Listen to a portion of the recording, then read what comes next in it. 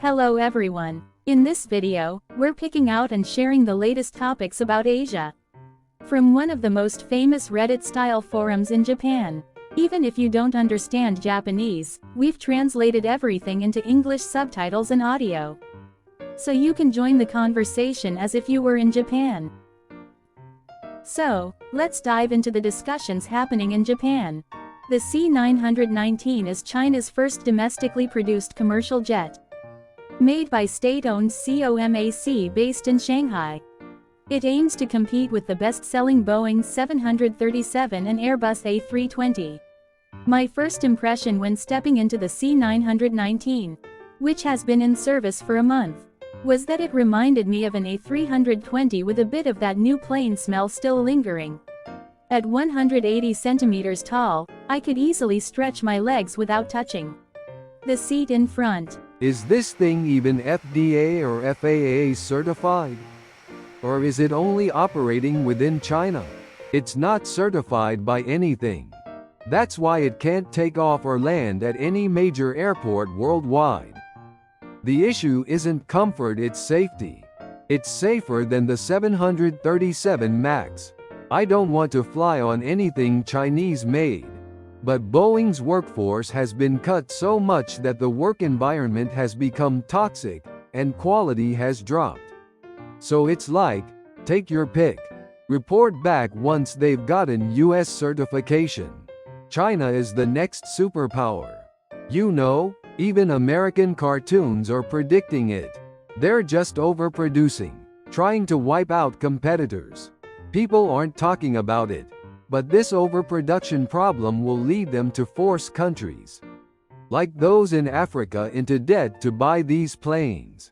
They also claimed China's bullet trains were super stable and vibration-free. Until one crashed and got buried in the ground. New planes don't show many issues. But it's the wear and tear over time that's concerning. And I doubt they've done much about that. I wouldn't trust an airline using Chinese planes. The kind of passengers they get probably start fistfights mid-flight and delay the journey by hours. The problem with Chinese-made stuff is durability and maintenance. There's not much difference in performance when it's new. The US inspects everything down to a single screw. So there's no way Chinese planes will get into the US. Meanwhile, Mitsubishi went bust while Honda barely got permission with its small jets. Even Boeing and Airbus are surviving by just doing minor updates on their core designs. China's industrial espionage game is strong. They should just keep flying in China, because they're never getting that FAA certification. The real problem is that when an accident happens, they'll just cover it up and pretend it never happened. It's like they're using their citizens as guinea pigs. I've flown on Russia's Tupolev and Ilyushin planes, and I think they had more legroom. China's running manned rocket programs and a space station, so, of course, they're ahead of Japan. They're not even rivals at this point, since the C919 is basically an A320 copy. The ride quality won't be much different, but because of that, it can only be certified in China.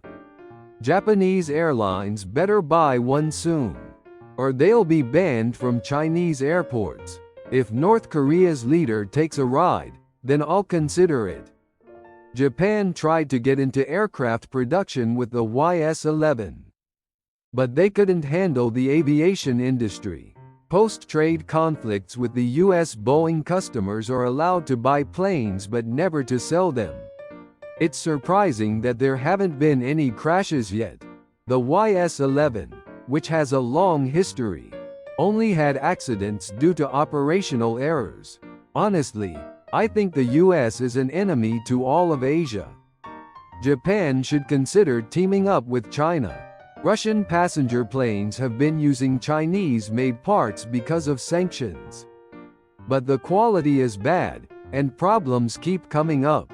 Chinese-made machines generally last about a month before they start falling apart. Even Boeing is struggling these days.